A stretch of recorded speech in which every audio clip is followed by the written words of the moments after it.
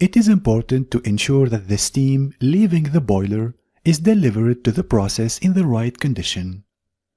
To achieve this, the piping system which carries the steam around the plant normally incorporate strainers, separators, and steam traps.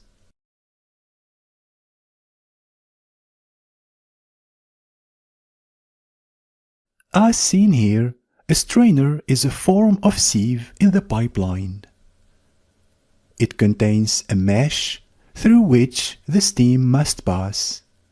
Any passing debris will be retained by the mesh.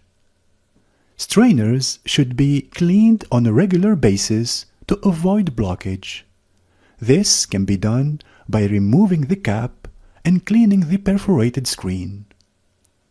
Debris should be removed from the steam flow because it can be very damaging to plant items such as control valves and heat exchangers, and may also contaminate the final product. In addition, the steam should be as dry as possible to ensure it is carrying heat effectively. A separator, as in this example, is a body in the pipeline which contains a series of plates or baffles which interrupt the path of the steam. The steam hits the plates, and any drops of moisture in the steam collect on them before draining as condensate from the bottom of the separator. The result is dry steam exiting the separator.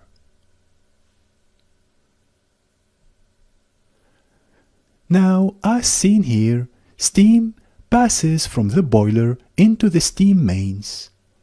Initially, the piping system is cold and heat is transferred to it from the steam.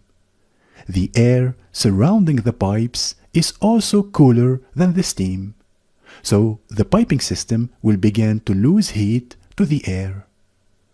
Insulation fitted around the pipe will reduce this heat loss considerably.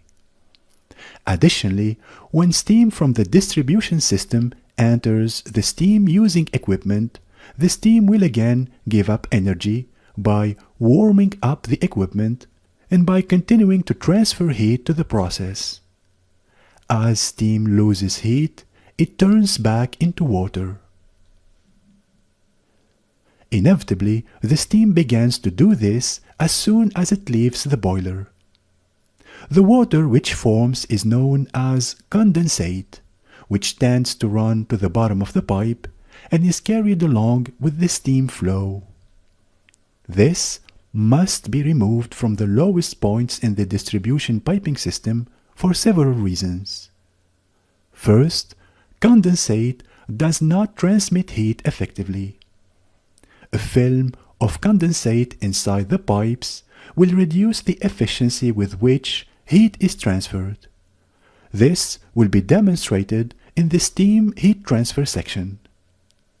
In addition, when air dissolves into condensate, it becomes corrosive. Also, accumulated condensate can cause noisy and damaging water hammer, as it will be discussed in a later video. And lastly, inadequate drainage leads to leaking joints, which, depending on steam pressure, can lead to a serious hazardous situation. For all of these reasons, a device known as a steam trap, as in this example, is used to release condensate from the piping system, while preventing live steam from escaping from the system. The following is a typical example of a condensate trap set using a steam trap. It can do this in several ways. Using a float trap, a thermodynamic trap, a thermostatic trap, or an inverted bucket trap. These steam traps will be covered in detail further ahead. For now, keep in mind, once the steam has been employed in the process, the resulting condensate needs to be drained from the plant and returned to the boiler house, as seen here.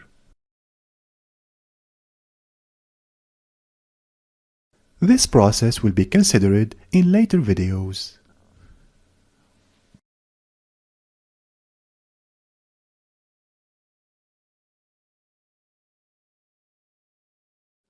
As mentioned before, steam is usually generated at high pressure, and the pressure may have to be reduced at the point of use, either because of the pressure limitations of the plant item or the temperature limitations of the process.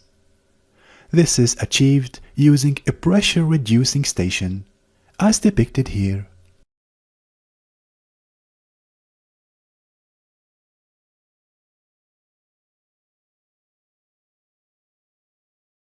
The principle of operation of this system will be explained in a later video.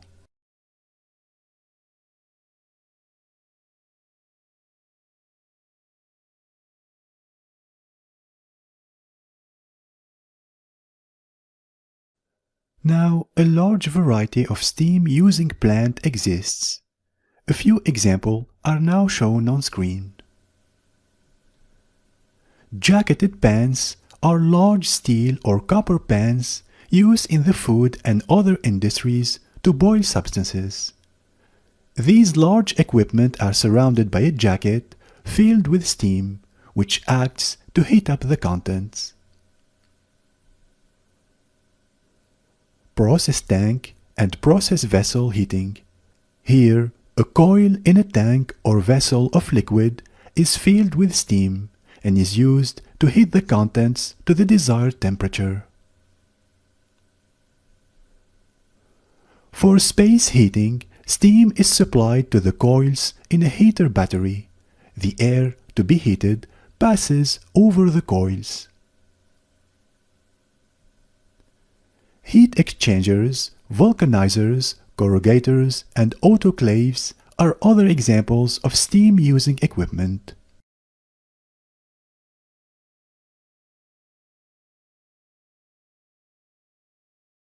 Any steam-using plant will require some method to control the flow of steam. A constant flow of steam at the same pressure and temperature is often not what is required. However, a gradually increasing flow will be needed at startup to gently warm the plant. And once the process reaches the desired temperature, the flow must be reduced. Control valves are used to control the flow of steam. A typical example of a control valve is now shown on screen. The actuator that you can see here is the device that applies the force to open or close the valve. A sensor monitors conditions in the process. In this example depicting a steam space heating application, the sensor monitors the space temperature and then transmits information to the controller. The temperature controller compares the measured space temperature with the temperature set value, or in other words, with the desired temperature value. The temperature controller then sends a corrective signal to the actuator, which adjusts the valve setting. In this application, if the measured temperature is below the set point, the controller will act on the actuator to open the control valve and let more steam in to further heat the space. On the other hand, if the measured temperature is above the set point, the control valve will be throttled to reduce the steam flow and thus the heat load. Shown now on screen a second example where a control valve is used to control the pressure of steam. This arrangement is known as a steam pressure reducing station.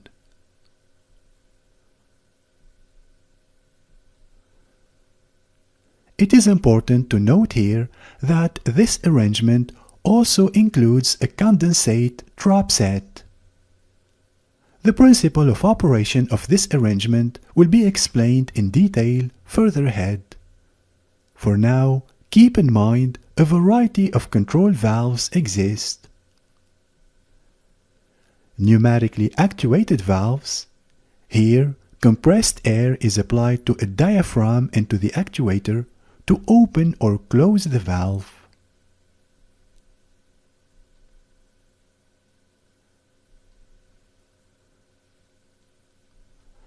Electrically actuated valves, where an electric motor actuates the valve. Self-acting, here there is no controller as such. The sensor has a liquid fill which expands and contracts in response to a change in process temperature. This action applies force to open or close the valve. For more details on control valves, we recommend our online course, Control Valves, Actuators and Positioners, Principles, Operation and Design.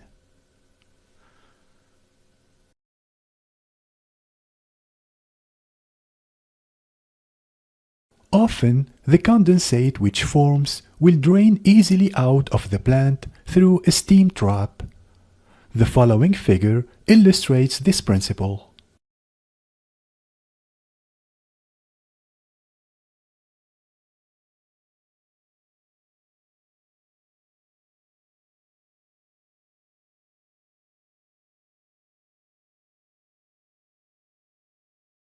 The condensate enters the condensate drainage system.